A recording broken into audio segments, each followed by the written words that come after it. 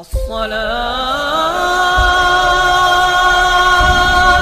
خير من النوم.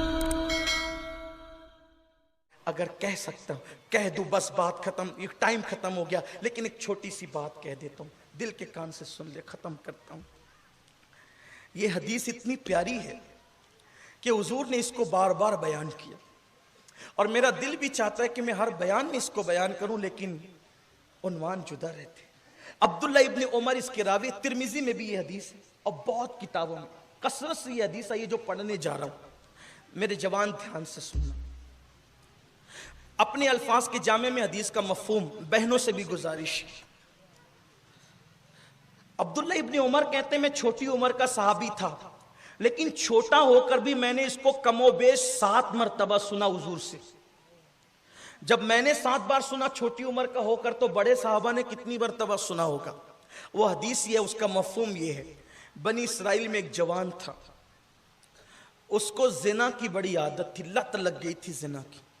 اتفاق سے وہ مالدار تھا، دولت اس کے پاس تھی، اس لیے کہ لوگ دولت کی بنیاد پہ ادمات کرتے ہیں.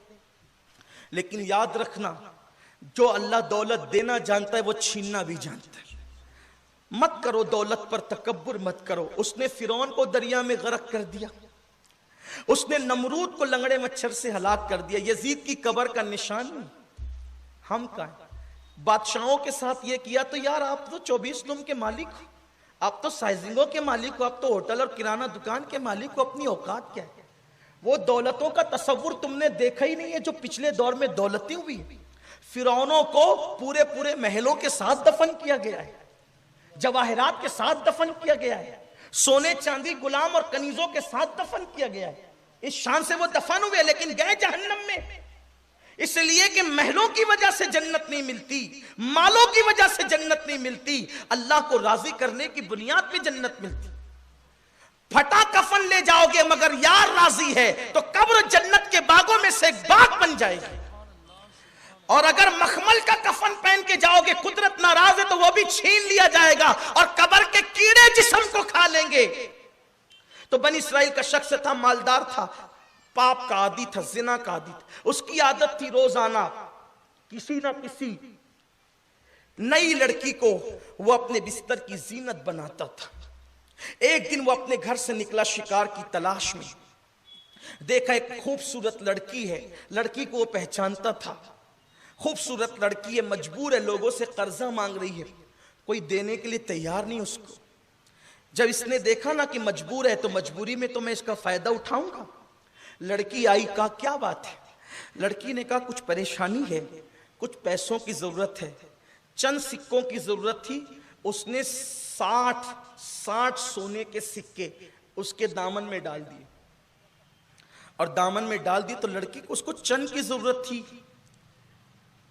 60 سونے کے سکے ڈال دیے تو لڑکی، کیونکہ مولا کائنات کہتے ہیں کہ انسان احسان کا بندہ ہے، کوئی کسی پہ احسان کرے گا نا تو انسان اس کے احسان تلے دب جائے.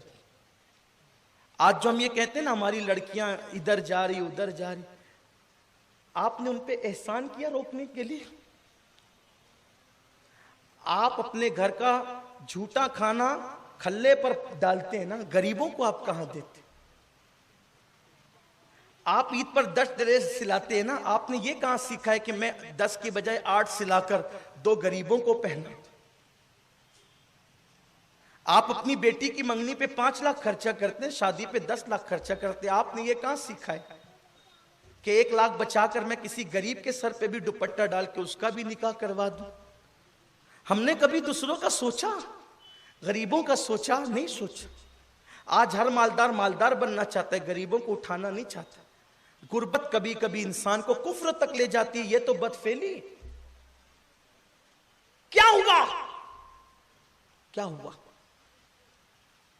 اس نے جب 60 سونے کے سکے اس لڑکی کے دامن میں ڈالے تو لڑکی نے شکریہ کے انداز میں اس کو دیکھا. اس جوان نے کہا میں اس پہ کچھ نہیں چاہتا، بس اتنی خواہش ہے میرے گھر میں تھوڑی دیر چل کے بیٹھ جاؤ. چونکہ اس نے احسان کیا تھا، لڑکی چلنے کو تیار ہو گئی.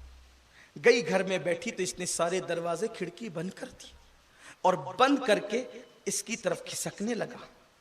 لڑکی پورے وجود سے کانپنے لگی.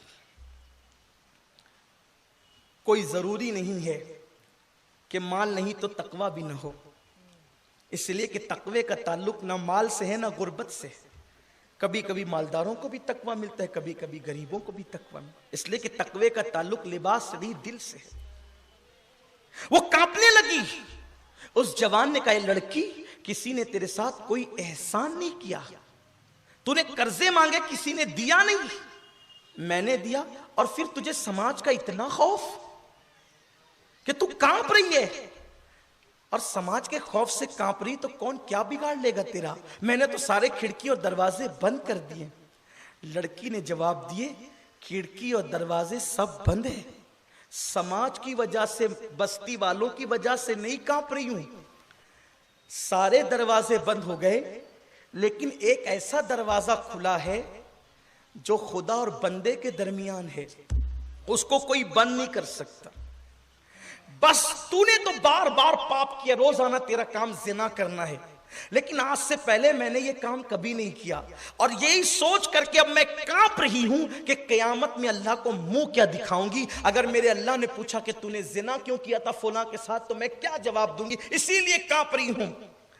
وہ لڑکی نے یہ بات کہی. کہتے ہیں دل سے جو بات نکلتی ہے اثر رکھتی ہے. اس نے اتنا کہا نا کہ اللہ کو منہ کیا دکھاؤں گی، اللہ دیکھ رہا ہے. اللہ اور بندے کے درمیان جو دروازہ کھلتا ہے اس کو کوئی بند نہیں کر سکتا.